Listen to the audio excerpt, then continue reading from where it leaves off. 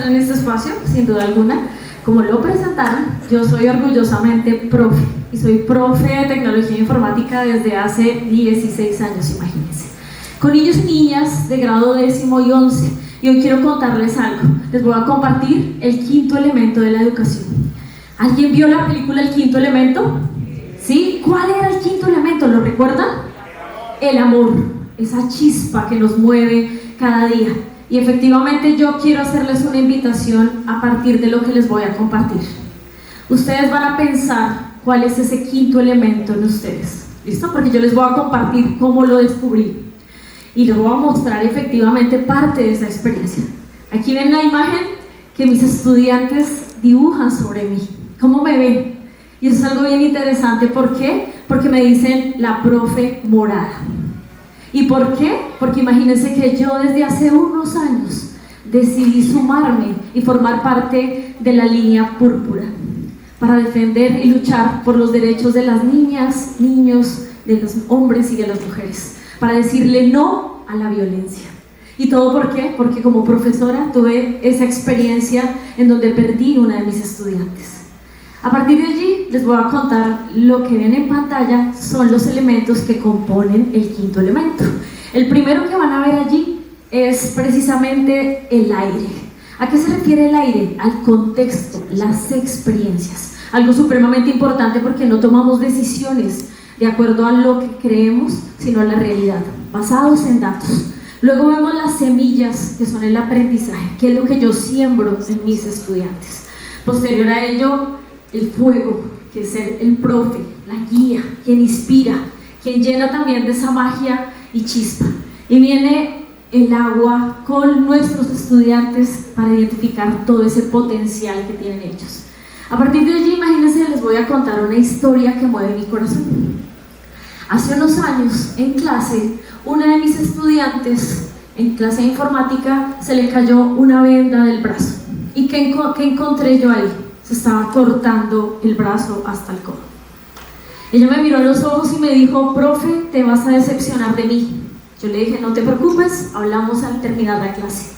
Cuando terminamos la clase, ella no me pudo decir lo que sentía, pero me entregó una carta.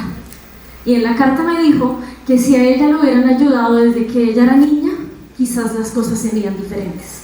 Allí comprendí algo, además de que me movió y me sacó de la zona de confort. No sabía que teníamos niños y niñas que estaban tristes. Yo pensaba que se daba más en la adolescencia. Y por eso empezó esa chispa que movió mi corazón y les voy a contar algunos datos claves.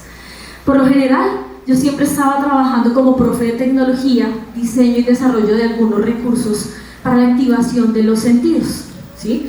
Pero imagínense estos datos que ven en pantalla, que nos dicen que aumentaron los índices de niños y niñas tristes del 2023 al 2024. Y en mi colegio particularmente, de tener 5 niños tristes, aumentamos a tener 10 niños tristes. Luego de ello, miren los datos de aumentos de suicidios en las escuelas. Aumentaron el 15.73%. Datos alarmantes, ¿cierto? Y además el Instituto Nacional de Salud también reportó intentos de suicidio del 2023 de 18.466 jóvenes. Además, miren también el servicio de salud. Resulta que solo el 24.8% accede a servicios de salud a nivel de salud mental y emocional. ¿Y por qué me indagué en este tipo de temas? Porque encontré e identifiqué que no solo es importante los saberes, la parte de los contenidos y la disciplina, sino lo más importante es fortalecer el ser. Y yo necesitaba que mis estudiantes fueran felices. Así que ese fue como el recorrido y la base que me inspiró a identificar que aumentó la desmotivación, aumentó el duelo post-pandemia, ¿sí? Pasó el COVID y aumentó el cansancio.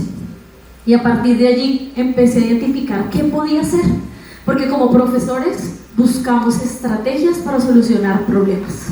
Los profes somos co-creadores de ideas que solucionen problemas.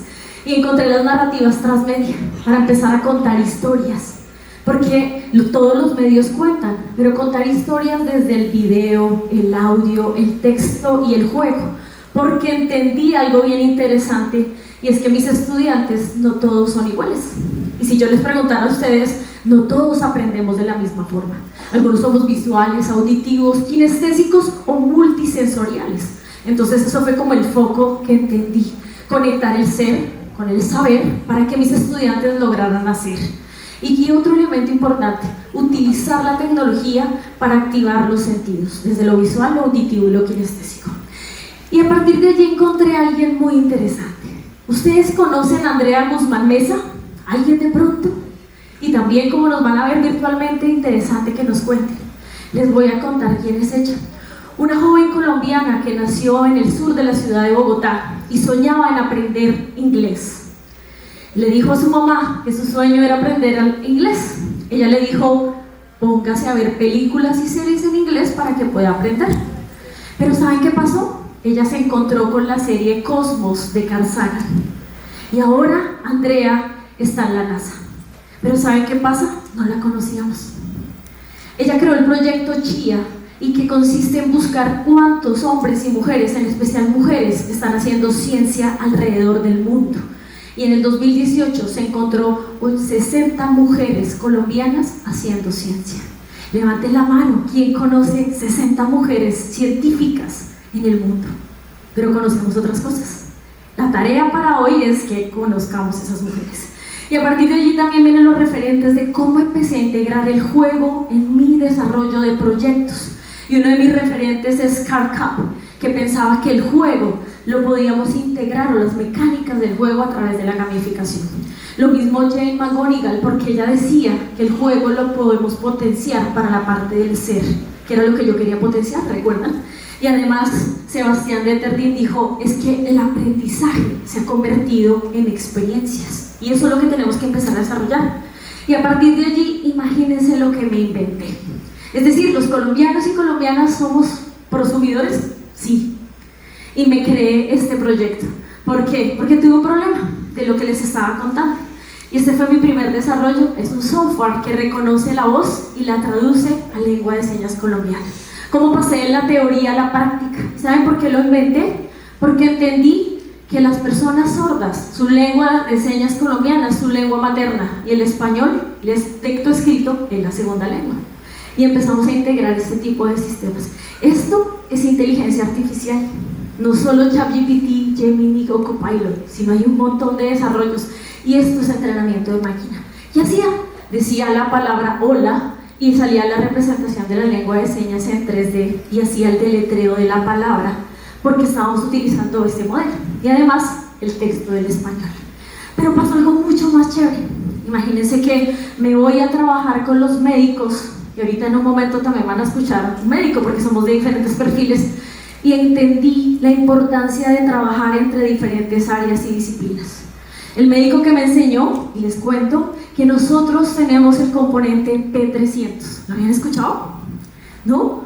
El componente P300 significa que no tenemos un estímulo visual o auditivo, y 300 milisegundos después nuestro cerebro reacciona con una señal de onda.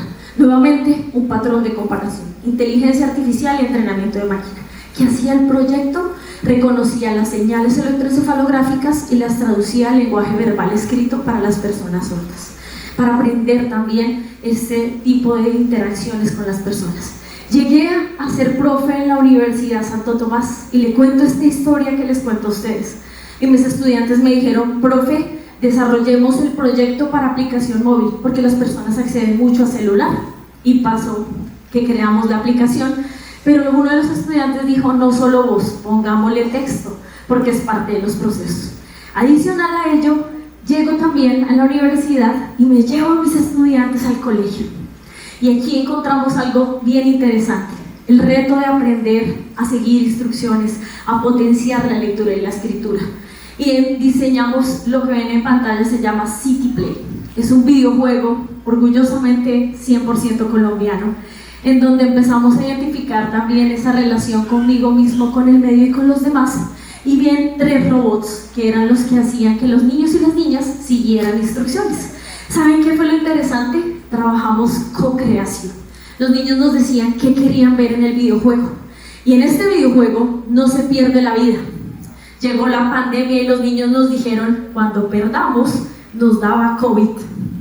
Y la forma de recuperarnos era tomando agua y bebiendo y comiendo alimentos saludables. Por eso aquí ven un poco ese tipo de desarrollos. Sin embargo, en Colombia tenemos un reto, la conectividad.